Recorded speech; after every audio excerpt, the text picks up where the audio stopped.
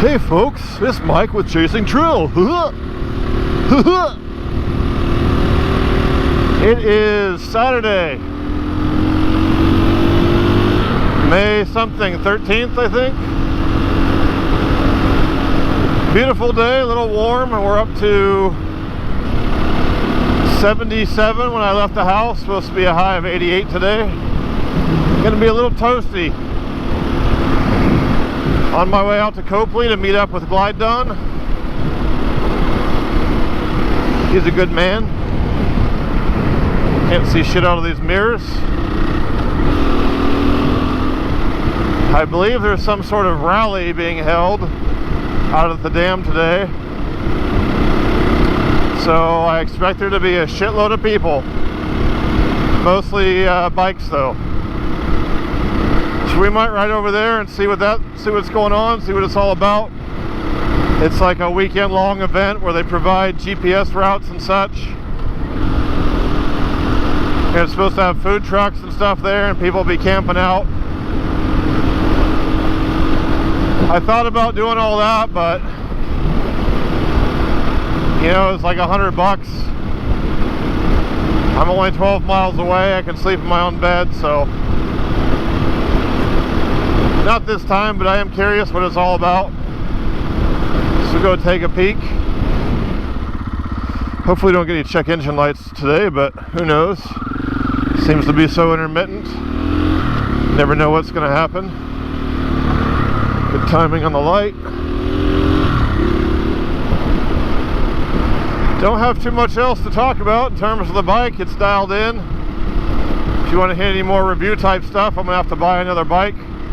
Because the other than my check engine light, which thus far has not affected the running of the bike whatsoever, it just makes me nervous when I see it come on.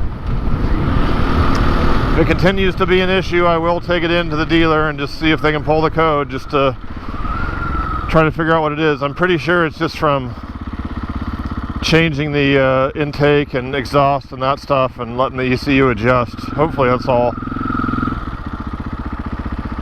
Or a temperature thing, because it only seems to happen when the bike's sitting and idling for a length of time. The Tenere is also pretty much dialed in, so from here on out it's just going to be me riding, enjoying the rides. I did decide to reduce my weight load a bit. I was just carrying too much weight. I was prepping as if I was going to be on a BDR TAT cross-country type ride, and I just don't need to carry all that shit for a couple-hour ride at my OHV park. So I've still got the fender bag, though now it's just some tools in there, and I bought these really big heavy-duty zip ties. Could have carried 4 of those if I had to. I could wrap them around the tire, and I'm pretty sure they'd hold the tire in place to limp me out of wherever I'm at. Not carrying a tube or spoons or any of that shit. It's all just too much weight. And then my backpack is primarily water and some first aid stuff. So like I said, I got basic tools, water, first aid, food, just stuff to get me through a day trip. I have my Garmin InReach on me. You won't be able to see it here where the camera's at, but it's on my backpack. I have a giant loop strap that secures it to my backpack, so it's always going to be on my person. So even if I crash or something, the InReach goes with me and isn't fixed to the bike. This bike is very difficult to get into neutral. I really wish I had a neutral light. Situations like this is where it usually comes on, and the other day when it was on and then went off, I actually heard the idle drop and the light went off. It does feel like it's idling slightly high. I don't know. As long as she's running, and she feels like she's running perfectly. So other than that, if you follow the channel, you know I've been talking about looking at houses and maybe trying to move, but the housing market here is just so fucked. I don't think I can do it. Prices are just absolutely outrageous. I keep hearing, oh, they'll drop because interest rates have gone up. Well, I'm not really seeing it yet. Before the pandemic, this time of year, we would have had 1,400 houses on the market. We did. You can go back and look. Now we have, in Reading, we have 500 houses on the market, and over 50% of those have an offer on them. They're pending or in escrow. So over half the available market, which is already like a third of its normal size, are already accounted for. And so people are still offering way over asking price to get into a house, and the prices are just fucking nutty.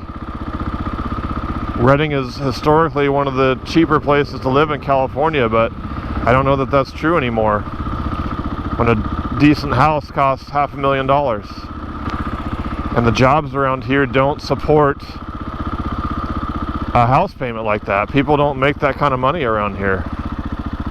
This is not Southern California or the Bay Area where people are making six-figure salaries. So anyway, I just can't justify spending that kind of money on a house.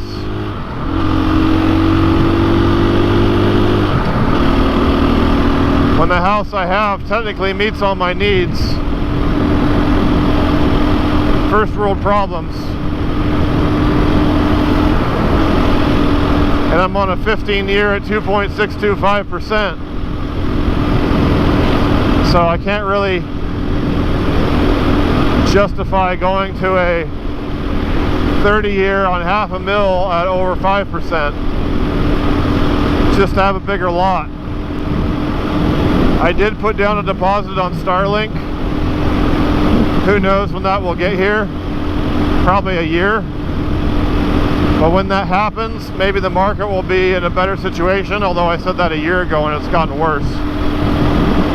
And once we have that, it'll give us a lot more options in terms of the places we're looking at. We won't be confined to the city limits. And or we can build a house on my parents' property. They have a 10-acre lot, and they've said I can build on it.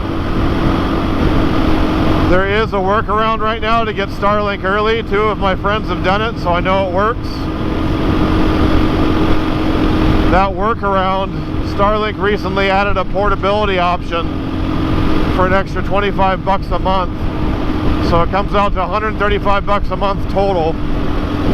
Plus the equipment itself is about $700 now.